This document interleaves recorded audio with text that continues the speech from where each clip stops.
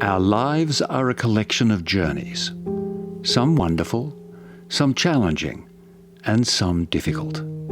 Difficult journeys can begin with a phone call, or a knock on the door, or someone walking down a long corridor, unexpected, uninvited, and unwanted, where everything changes. Someone, or perhaps something, has gone and will never return. That moment is the beginning of a journey that is not just about sadness, although it can be very sad, not just about desperation, although it can feel desperate, not just about pain, although it can be very painful. This journey is complex. It's about all those unpleasant and uncomfortable feelings and more. But it is also about finding strengths within family and friends and yourself. It is a journey that is described by two simple words: loss and grief.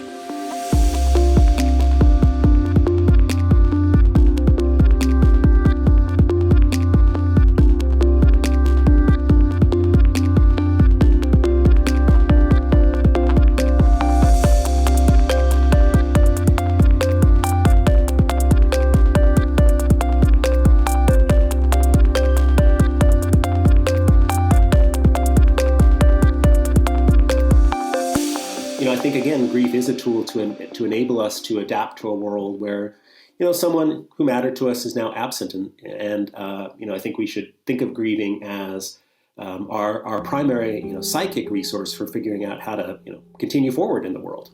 Definitely, I want to present grief as an opportunity to create something good against, again, a background of one of the more distressing features of human life, which is, we are mortals living with other mortals, and sometimes we just have to confront that fact.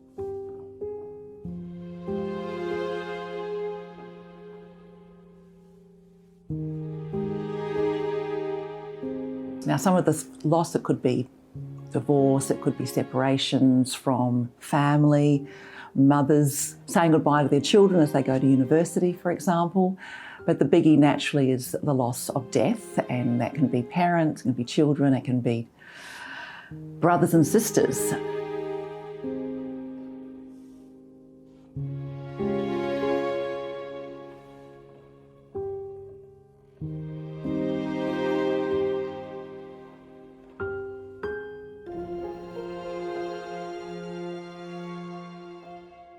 This is a natural process. It's been with humanity forever. So it's stuck around for a reason. We've evolved, and yet we've still got this grieving because it's actually a process of healing. We accept the healing of the body, and I often use a broken leg as an example. We accept the healing of the body, but this is the healing of the mind.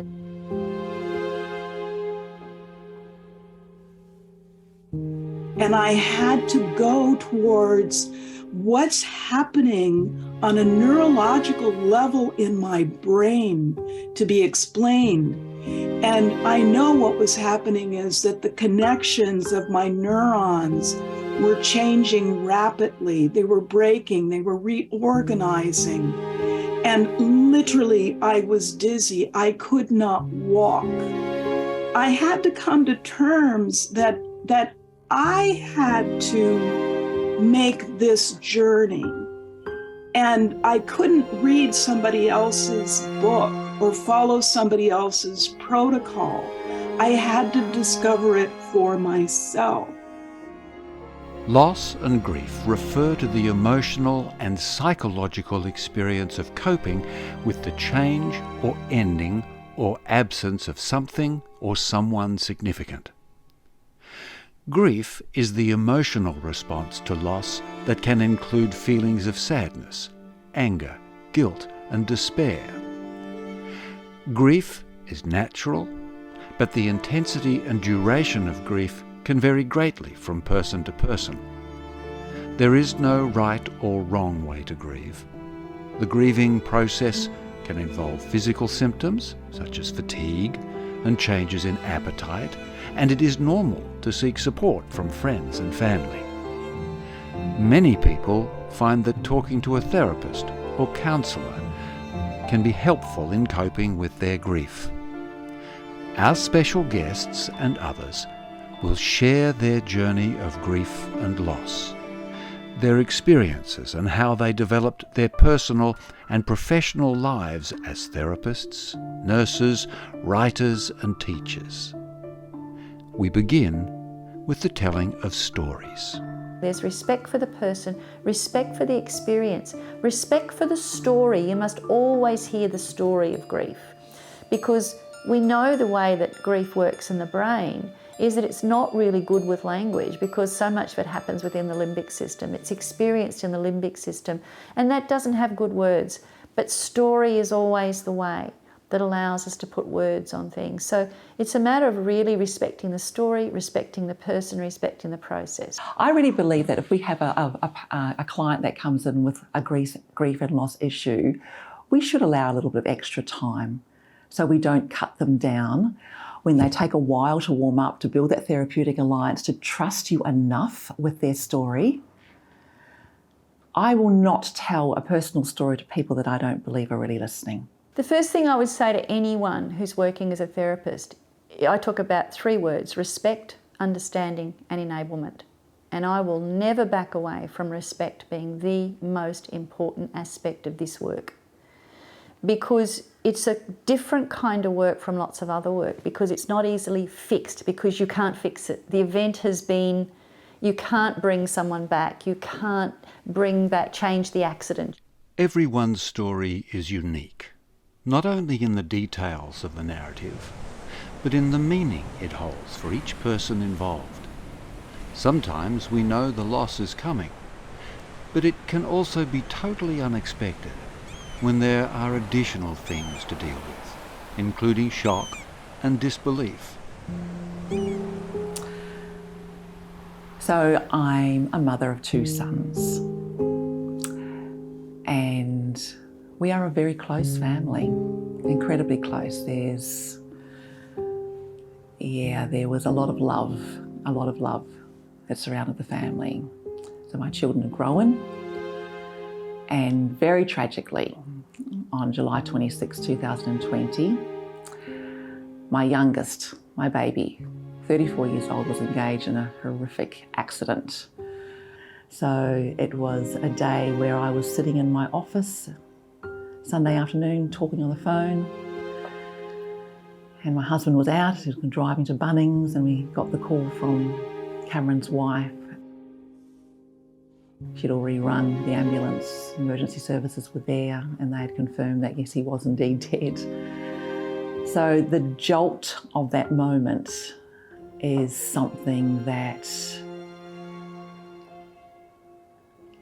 is so instilled in my body that even talking about it, my heart is pounding wildly, absolutely wildly, just as I'm sitting here. So you end up saying silly things. You say, oh, it'll be okay. It's never going to be okay. And he's right. It's never going to be okay.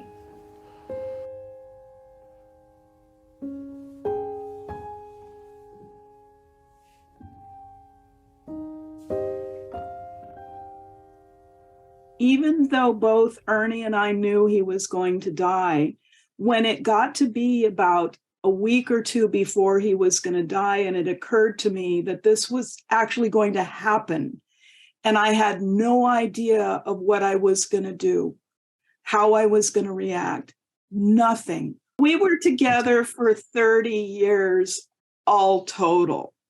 And it went by in a flash. It really did, because we were always living in the moment.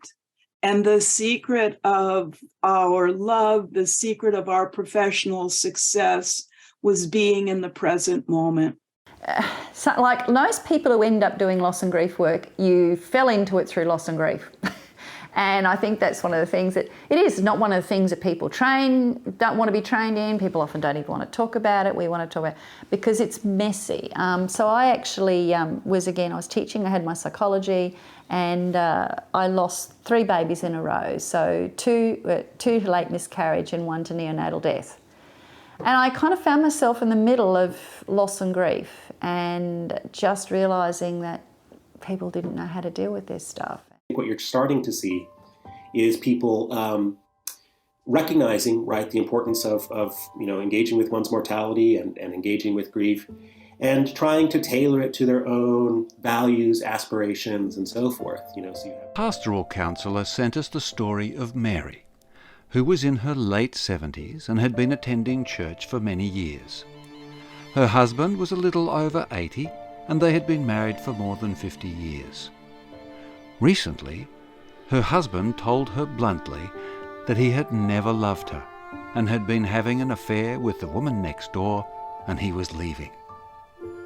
The news was unfathomable, unimaginable, and completely disorienting. She began by talking about the horror of the situation, but then she began talking about her life. The counsellor let her do what she felt best for her. She returned each week to continue her storytelling. It took a few weeks for the counsellor to realise what she was doing. She was retelling her life story in the first person, singular. She reframed the context of her life experiences around herself, what she had done and achieved, and what she had learned.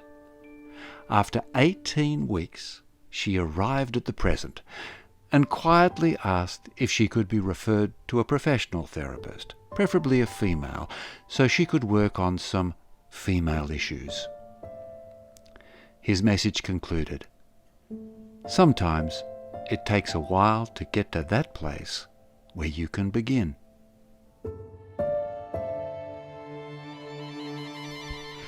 We also received a message from Michael.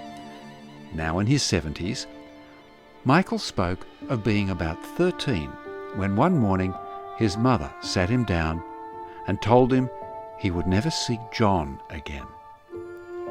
John had been his stepfather since Michael was about 8 years old. His own father had left when he was about 5. John had died suddenly. Michael held John up as the male influence in his life who taught him so many things, from how to build a sandstone barbecue to how to paint a vase of flowers. These days, Michael helps young people with grief, using his own story as inspiration. I can't remember being sad. I can't remember anything much at all of how I felt or what Mum or my sisters felt. Was I just an insensitive boy? I kept building things around the house, mowed lawns for pocket money, and eventually bought a guitar. So I was not just an artist, but a musician. When I was 16, I had an experience that was incredibly simple, but it changed me. I was dragging the lawnmower out of the garden shed that John and I built when I was about 9 or 10, out of leftover bits of timber and fibro, and I noticed the cement pad in the corner of the shed where we had placed our handprints. I leant down and put my hand in my handprint. Of course, it didn't fit. My hand was much bigger now. So I put my hand in John's handprint. It fitted exactly. I realized in that moment that I had grown, and it was time to be grown up.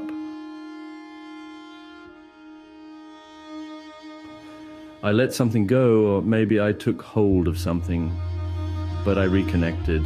I realized that John never really left.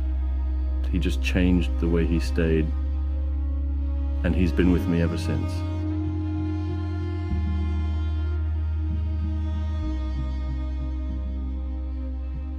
If we have available to us, sets of concepts, roadmaps, if you will, that allow us to understand and articulate, right, our experience, then I think we feel less lost, right? And I think, one thing philosophy can do is develop sets of concepts or link sets of concepts together, help us see relationships among, different facets of our experience, and thereby, give people a bit of an anchor for, again, an experience that can be, pretty bewildering and difficult to understand at a first personal level.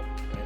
And we need to reassure people it's natural to move. So reassuring someone that you're actually driving along in the car and you think you're really doing really well and you're so proud of yourself, and then a piece of music comes on and you go, and you're a mess, that's actually okay.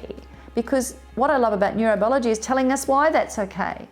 Because we actually know from the sociobiological model that that's actually okay, because actually what it is as the brain allows itself to move between approach and avoidance, as it goes up to it and then comes back and oscillates between the two, as our brain does that, that reduces what we call the incentive salience, the need that I have to actually be emotionally and physiologically distressed by that event. So that's that beautiful process that moves us from the same memories, initially leading to incredible distress, that over time the same memories are there, but they have that what people describe as the sweet sadness. The neuroscience of grief shows that various areas of the brain increase and decrease activities as we deal with the impact of the loss. Pain systems, memory systems, emotional systems, nervous systems, and even our immune system and neuroendocrine systems are all involved in the experience of grief. Some of the responses in the brain include the prefrontal cortex, which is involved in regulating emotions and decision-making. Under or overactivity of the prefrontal cortex allows our feelings of sadness, guilt, and anger to overwhelm. The amygdala is also important in emotional processing, and in conjunction with the hippocampus, produces heightened emotional responses to reminders of the loss. The hypothalamus regulates our response to stress, which can create changes in appetite, sleep, and heart rate. Pain systems involving the anterior cingulate cortex, the insula, and the periaqueductal grey are active in both increasing sensitivity and releasing neurochemicals that provide relief. The psychoneurobiomimmunology of grief is another level of understanding that explains some of the surprising impacts and effects of grief. The thyroid gland can be disrupted, releasing less thyroid hormone, causing fatigue and weight gain. The hormone oxytocin, which is associated with social bonding and emotional regulation, may also be released during grief, alleviating feelings of sadness and loneliness. The sympathetic nervous system activates the hypothalamus pituitary adrenal axis, which releases stress hormones that can suppress the immune system and impact appetite and sleep patterns, leading to weight loss or gain and difficulty sleeping. On the other hand, the parasympathetic nervous system that regulates relaxation and rest can over-respond to things like physical and emotional exhaustion, leading to feelings of fatigue and apathy. These biological, functional components of the grief complex help us understand what is happening during the natural rhythms and cycles of the grieving process.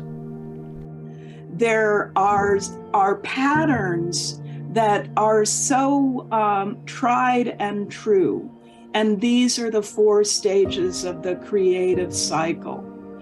And they're so tried and true, I call them truth.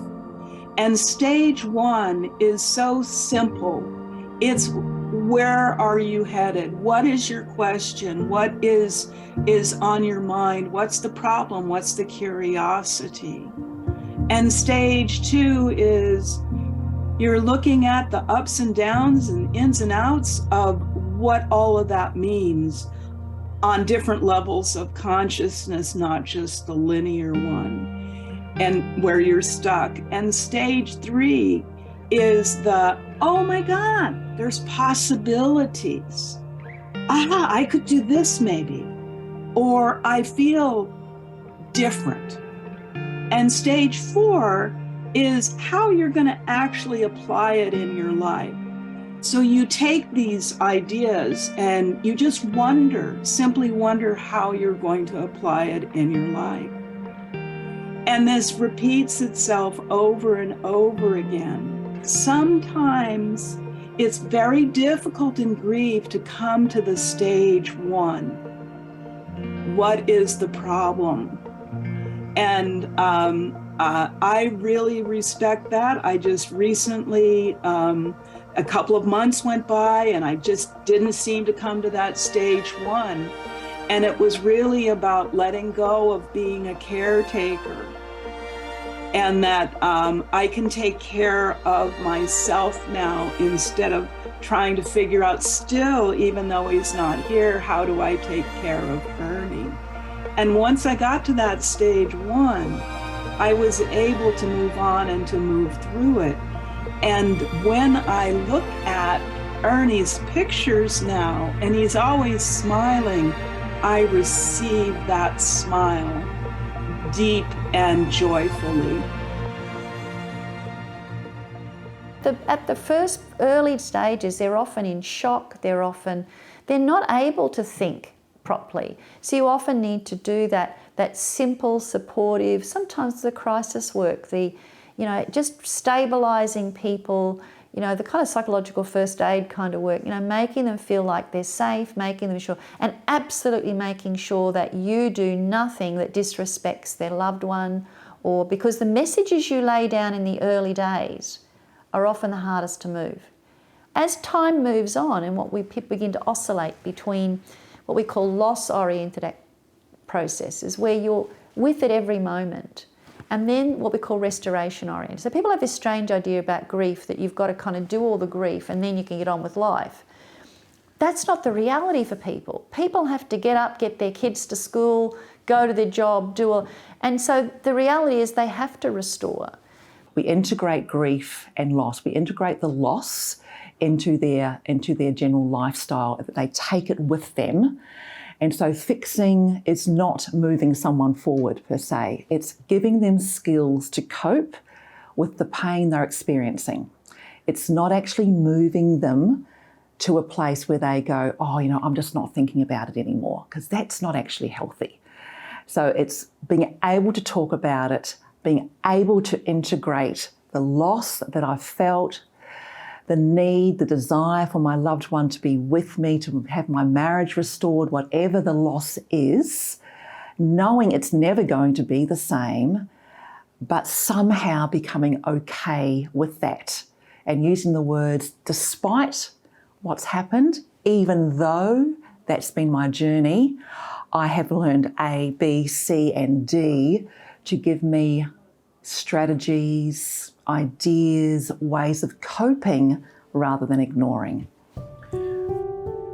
In the field of loss and grief include the researcher Jaak Panksepp, who developed a description of primary emotional drives. He suggests that grief evolved out of our primitive pain network.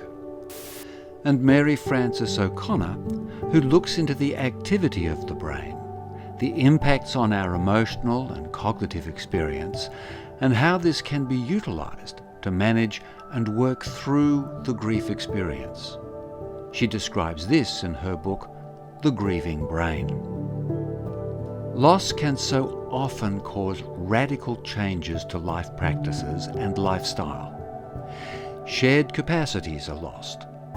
Familiar routines are dismantled, familiar locations and environments are changed or disrupted. Many aspects of the world continue, unaware and unresponsive to the drastic changes that have happened and the mental disabling that is a natural part of early grief. For me, so I have had to undergo a lot of counselling myself to deal with the post-traumatic stress that's been very, very difficult, and I took quite a few months off work to go through the process of how do we manage life. I've always probably described it like an octopus.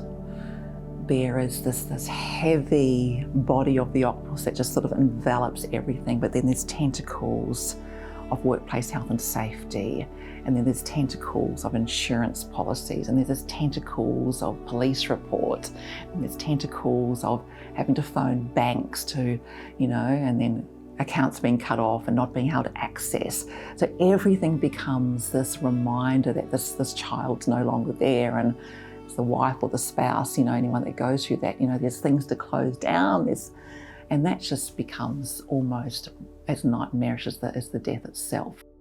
I think most people, and this is my read of the evidence from psychology, do manage grief reasonably well. They come out of it, okay. But I think certainly one of the ways that they can come out of it not okay is when they just have great difficulty, staying with it, confronting it, engaging with it. But also, I think one of the challenges it does present is sometimes it requires a probing, right, investigation of relationships, and sometimes that can be painful. Grief impacts the whole person, from our biology to our biochemistry. It is important to watch for symptoms that might indicate something happening in the body and seek or recommend medical advice.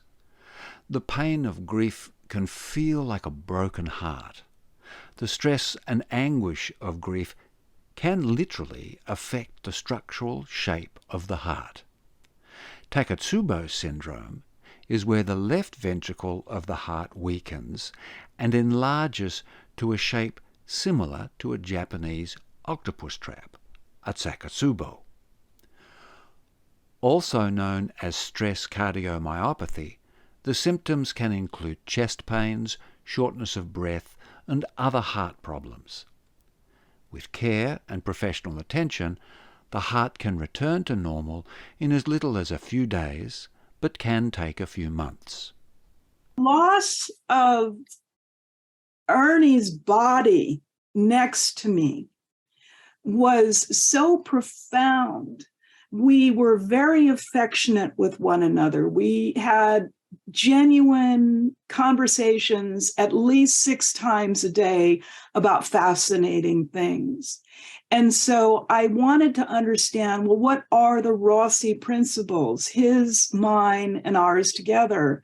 And the first one was to have an open mind and to trust, to be honest, to welcome comfort in your life, to appreciate when you really don't know is the beginning of creating something new, and that psychological shocks and surprises can advance, your personal growth, and to simply be responsive. And these basic Rossi principles help to guide me.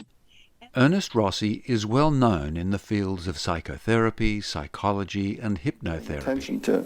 So the mind-body has to get louder and louder. Finally, it puts up a megaphone and it throws in so much stimulation, we call it pain or a headache or a stomach ache.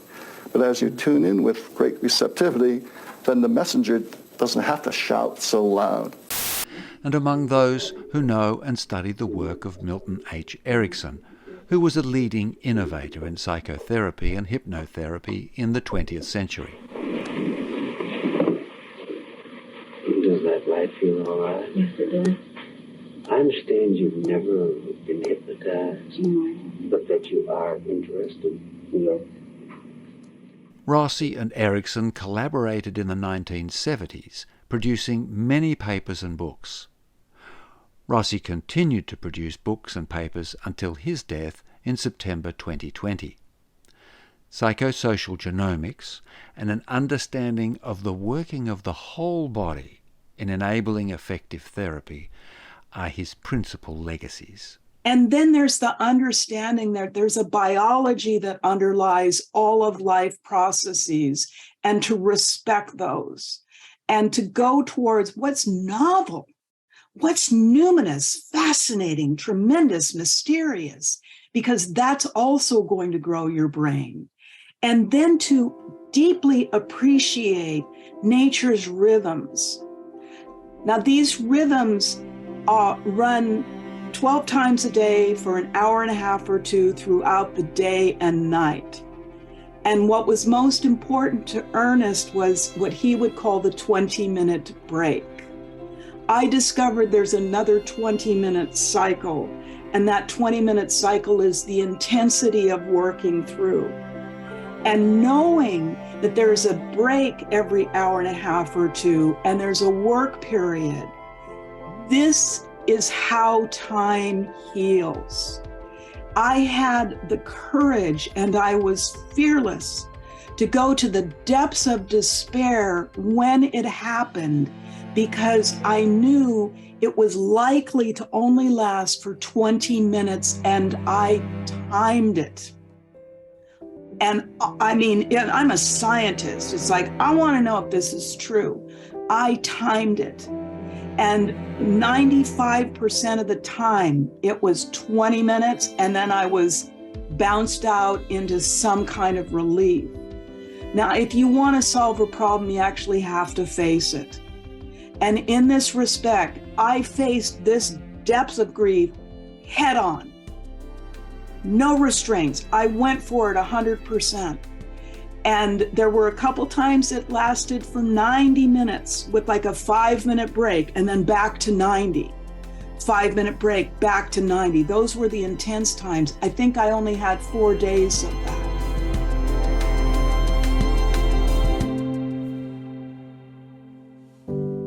But what have we taken out of this experience?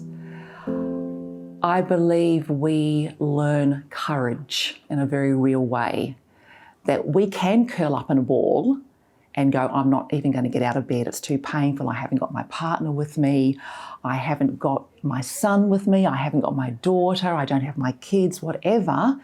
But in that moment of courage where it's still going to hurt, we learn a lot about ourselves. It is incredibly hard, in my opinion, to get from that incredible daily pain of crippling pain to go, what now? I can still move this forward. I still have this. There's still this. Despite that, even though that, and use this terminology, we change our language.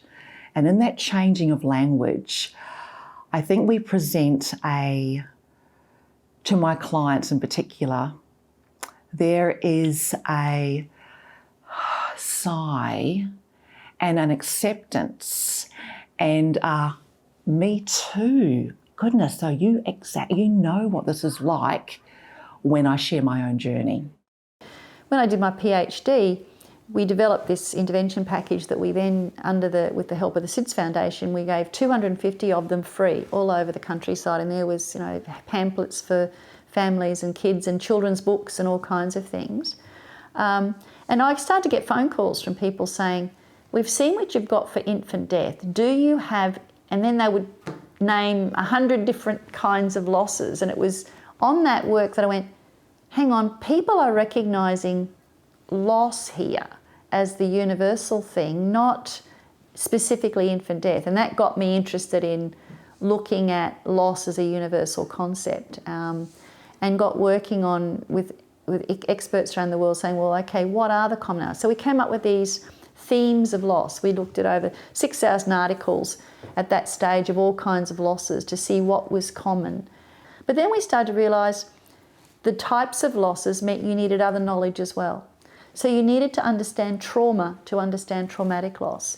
You needed to understand child development to understand how children would grieve. And it became a beautifully integrating concept to actually understand what was going on. So and I've stuck with that over the years. Enduring the lived experience has a way of focusing attention and heightening the need for purpose and amplifying the personal awareness of what grief and loss feel like, but also what can be done. So what of those people, and especially therapists, who have no direct experience of catastrophic loss and grief?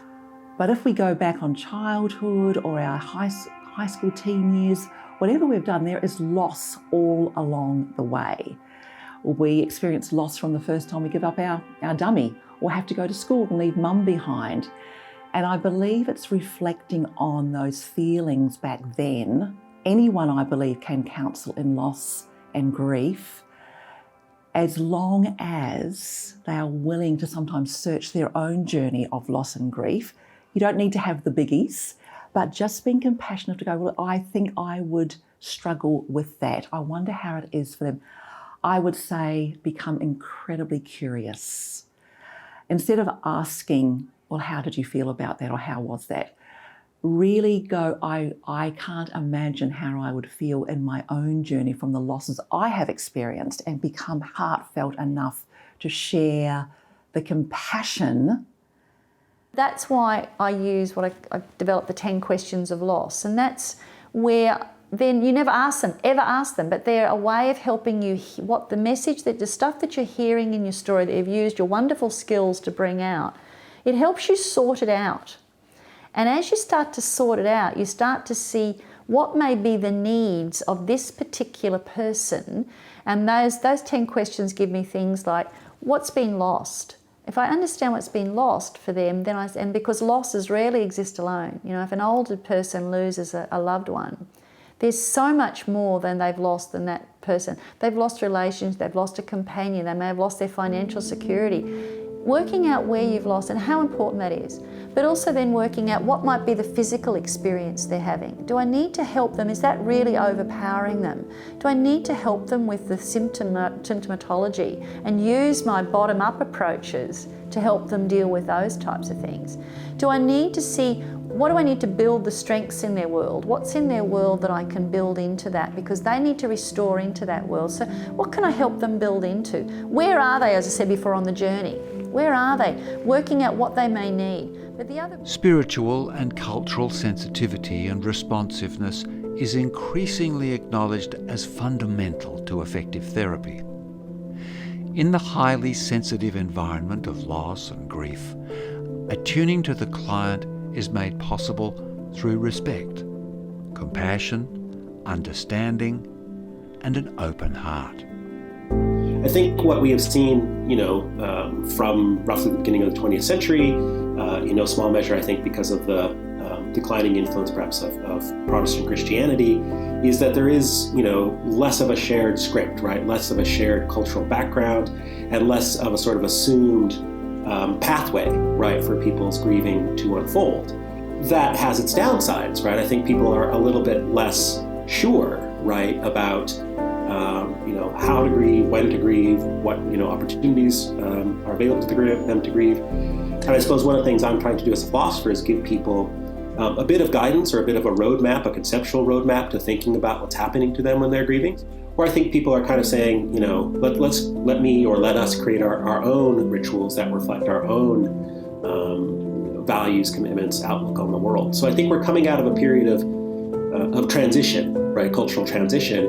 We're re-understanding more that the biopsychosocial spiritual, and I always add biopsychosocial spiritual model, is actually how it works. I look at it as 4 legs of the table. You really can't, consider a person. If you only consider 3 legs of the table, you're not looking at the whole person. You can't work in something like palliative care or loss and grief and pretend, even if you're not religious or spiritual or anything, you can't acknowledge that leg of the chair may not exist for that person. You really have to work through your own spiritual journey, whatever your beliefs are about the afterlife, about heaven, about God, about spiritual beings, whatever your belief is. It is a time of searching for maybe new meaning. And as therapists, we have to be comfortable with someone's search for new meaning and not have our own pet ideas. And I think there is a danger for maybe counsellors that have a faith to want to give well, he's in a better place now, or, he's up in heaven, or he's this, or he's that. I think as therapists, particularly if we are Christian counsellors, spiritual counsellors, to let the person express all of the frustrations, all of the anger, all of the disappointments, all of the confusion, because it may take years, if ever, to actually be able to sort through what does that now look like for me. We know what leads to long-term problems with kids learning can be trauma, can be, you can't divorce their poverty background, how can you think about refugee children? without thinking about what they've been through, and refugee adults, and not think about the psychosocial. And so it is the consideration of the whole person and their family and their social and geographical environment that becomes important when dealing with something as all-encompassing as grief. Learning about the telling of story, respectfulness, knowing which questions to ask, knowing when to listen, and allowing the process to run its own course are all vital aspects of working with the whole person. Catherine Rossi summarises what she considers her most valuable contribution. So the considerations of what it means to be a whole person is what, when you're working your way through grief, when you're discovering yourself afresh and anew, that there's 8 elements, there's 8 dimensions. And the first one is emotional. And when you're experiencing emotions, ultimately what they're saying is, I'm alive, whatever the emotions are. Behaviorally, you respond differently to things. And so you pay attention to what that is, whether you're sleeping too much or not enough, you're appropriate, inappropriate. You work through to find that comfort again. Cognitively, you have to rework a lot of things. You have to be able to appreciate the I don't knows because they come up often. Culturally, how do you fit in? And this is a very, interesting aspect that I haven't heard other people discuss with grief. Physically, you're a different person. Often people get sick at some point. And the idea is to be able to take care of yourself well enough that you can withstand these physical pressures. Philosophically, you've got to reconsider everything again in light of how you are going through it, how you believe. Do you still believe the same things? Socially, your whole life gets restructured socially. And why not look for it to be even better than before? It's going to be different. And lastly, spiritually, is that, to work through, do you still believe the same things that you used to believe, or is something a little bit different? And I hope in each one of these dimensions, there ends up being growth spurts and a new appreciation for just how magnificent you can be. Through every journey, we have opportunities to learn, sometimes through mistakes and difficulty, but also through realization and insight. Our guests have revealed their best moments and their most difficult, and with great generosity what they have learned. We asked them to reflect on what emerged that was surprising and insightful. I'm a gardener, so I actually planted a garden at his grave in a planter box, and there is no tombstone there yet. I put a little plaque on this planter, but it's just little. But there's a garden of flowers that I would go and tend every week, if not 2 times a week. We had the privilege of almost within walking distance of where he's buried, where we live. So I would plant because I can't do anything for the dead, but I can still do something for the living. So I would plant these living flowers, making it just the most beautiful spot in the cemetery, because it gave me comfort to still tend for something that was living, even though I'm at the place of the dead. And it was about 12 months in, and I remember saying to my husband, there's nothing we can do for Cameron now. There's nothing we can do for him, but we can focus on the living. We were blessed with a beautiful little grandson that's September after he died. But I also started to focus very intently on really nurturing those that grieve and nurturing those that are in our community, if you like, that have experienced loss, Being very conscious that a card or a text or a meal or a phone call or a free counselling session, if they're struggling, is really important.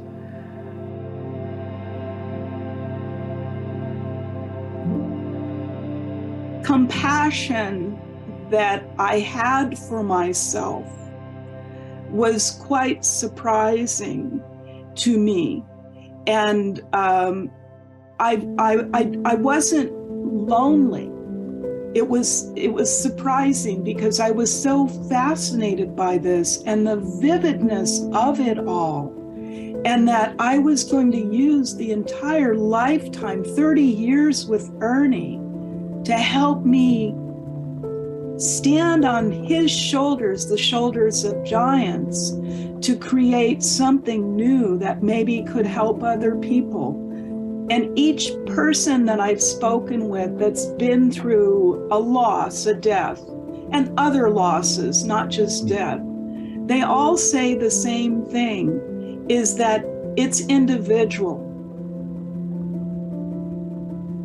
I only knew one thing. I wanted simple grief. I didn't want it complicated. And I took some time, I took a week to satisfy all previous griefs of people who had passed that I loved. And you could imagine it was a huge motivation because I only wanted to think about Ernie. I didn't want to think about anybody else.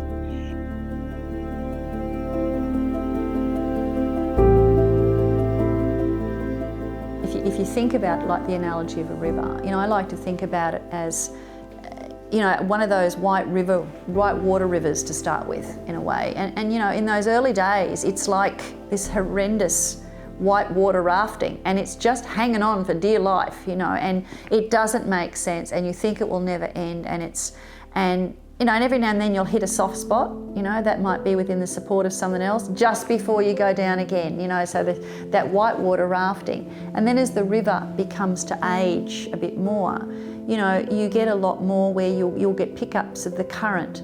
And the problem is, again, it might be that that current might be taking you well down, or it might actually be trying to pull you off to the other side. And we sometimes will fight with that, we'll fight against it, and we find ourselves with high anxiety and trying to be in control. And sometimes it's a bit like a ripple, you actually let go and go with the current. We don't actually stop the river. We don't actually create the river. What we do is, it's really helpful if you can throw someone a life jacket in the white water. Or you can provide if they lose their oars, our job is really just to try and get some oars across to them, or to throw them a rope, or whatever it is. One of the things that fascinates me most on the side of what people might call the phenomenology of grief, right? How people experience it, is that grief is so often a very disorienting experience to people, right? They feel that the world and even themselves are suddenly kind of strange and alien and unfamiliar. They return to their dwellings or their workplaces, and those places seem unusual or somehow not as welcoming or as familiar as they did before. C.S. Lewis, in his very interesting grief memoir, Grief Observed, talks about how the grief he experienced at the death of his wife put him in a position where he had trouble recognizing his own body. The experience of grief that we feel at the deaths of others sends a very deep shockwave through us, because it reminds us of the contingency of everything, right, that we can invest in, including the contingency of ourselves, right? I mean, it is itself a kind of potent mortality reminder. Our path has wound between personal stories, philosophical perspectives, and contributions to therapeutic practice. We've been shown that grief has been a helpful evolutionary selection. We've glimpsed the neuroscience of grief, the ultradian 20-minute break, the importance of a handprint and telling of a story, the 4-stage creative cycle, 10 questions of loss, and that loss has different types: culture and spirituality, focusing on the living, the octopus-like tentacles of the real world, a metaphor of whitewater rafting, and the 8 dimensions of the whole person. Is that all we need? Is there more?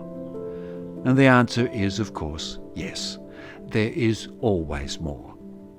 Even as we recorded these interviews, an unexpected event resulted in the emergence of something new, something special. And an inspiration was this past week, Lisa Marie Presley died. And, everyone is, I'm certain, compassionate towards her. And so she wrote for National Grief Awareness Day in August 22, this statement: "Death is a part of life, whether we like it or not, and so is grieving. There's so much to learn and understand on the subject, but here's what I know so far. Grief does not stop or go away in any sense a year or years after the loss. Grief is something you will have to carry with you for the rest of your life, in spite of what certain people or our culture wants us to believe. You do not get over it. You do not move on, period." And I read this statement and I said, what if you substituted love for the word grief? Because in my opinion, love is what continues. The sadness does not have to. Death is a part of life, whether we like it or not, and so is loving. There's so much to learn and understand on the subject, but here's what I know so far. Love does not stop or go away in any sense a year or years after the loss. Love is something you will have to carry with you for the rest of your life, in spite of what certain people or our culture wants us to believe. And how simple it could be for some people to change that trajectory and open up to even more love and joy again.